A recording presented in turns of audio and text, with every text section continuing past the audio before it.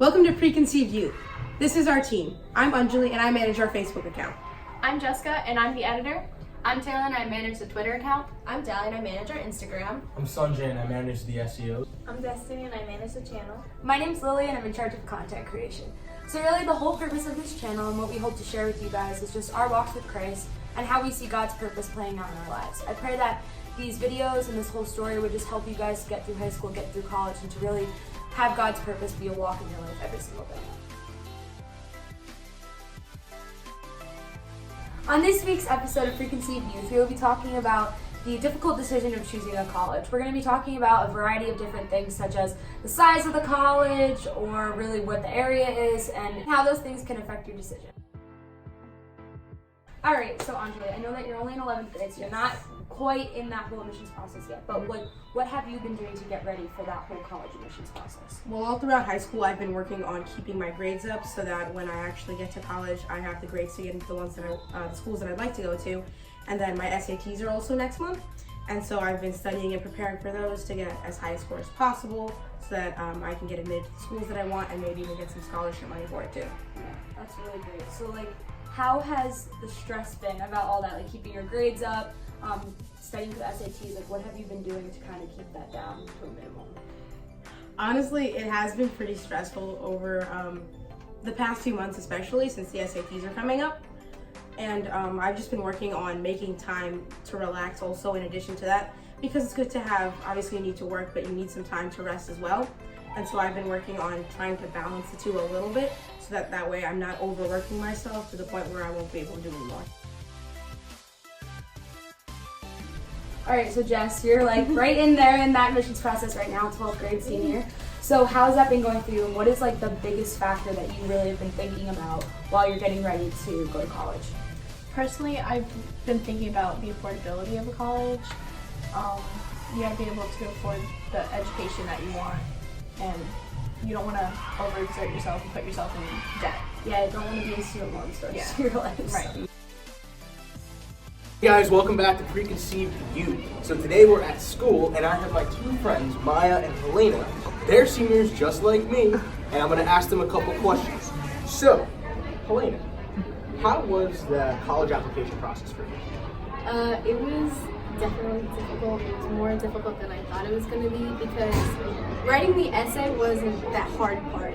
Once you get past the essay, that's when it actually becomes difficult because now you have to find out what colleges fit for you and you have to find out which ones are actually realistic for you to go to. So writing the essay is only a small portion of what it actually is. The application process was difficult because I had to sign up for different apps, I had to get different colleges to look at me, I had to contact coaches, I had to email them, call them, and just get in different contact with different people so I can get my foot in the door at certain places. Because I also want to major in sports broadcasting, which is another reason why I want to do sports in college, so I can just be in the whole area in general. It was actually really fun. I like doing it. I have no regrets, and I really think that Lord has a good place for me to go. So I think that this next question is a question that a lot of Christian teenagers have a really hard time thinking about, whether or not they want to go to a Christian university or a public university or a private university. So for Destiny, how important is it to you to go to a Christian school? Where is that kind of on your radar? To be honest, I haven't really thought about it, but I think where I go to college is going to depend on what I want to do in the future. Mm-hmm. I mean, I am enjoying my high school in a Christian setting, but I think ultimately it depends on what I want to do in the future. Yeah, definitely. Totally relate with that. So Sanjay, how do you feel about that question? Christian, non-Christian? So for me personally, it is very important. It really depends on the person. Not everybody wants to go to a Christian school, and that doesn't mean anything bad. I have plenty of family members who are Christian, but who never wanted to go to a Christian school, but they maybe applied, but they didn't want to because it didn't really fit the realm of what they wanted to study or what they were wanting to do in the future. But for me, it fits well. So it's really, dependent on the person and what they personally believe and what they feel like they're called to do. Yeah, I think it's really important person to person, depending on what that call God has put in your life. Definitely. Because I know a lot of people are called to go out and to be a light in the darkness, and those types of people need to be very strong in their faith because college is probably one of the most influential times in your life, and those secular settings can bring you down and bring you down in your faith. So yeah, I think it's really important. So I know that distance is a big factor when people are thinking about where they want to go to college. It's going to be your home for the next possibly 4 to 5 years, so it is a big factor. So Taylor, how has distance been a factor in your decision about where you want to go to college? Distance has been a really big factor in where I've been deciding to go. I think it's going to be really hard to leave my family if I decide to go far away, but overall I just want to go where God calls me to go, and that will be the best thing.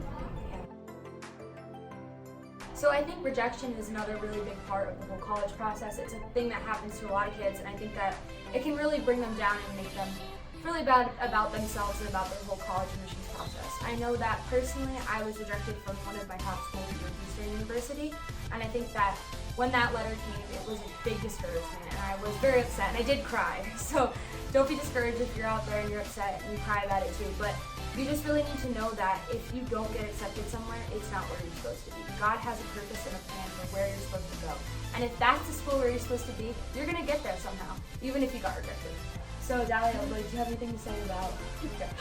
Oh, there's a lot of things I could say about rejection. Probably starting with like, it really sucks when you get rejected from like your biggest school that you want to go to or your dream school.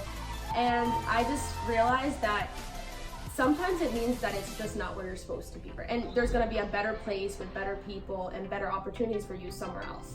Yeah, so I think that's really some great advice. So I hope that you guys enjoyed our video this week and about what we're talking about.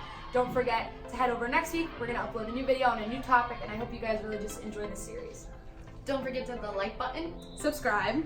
And click that notification bell.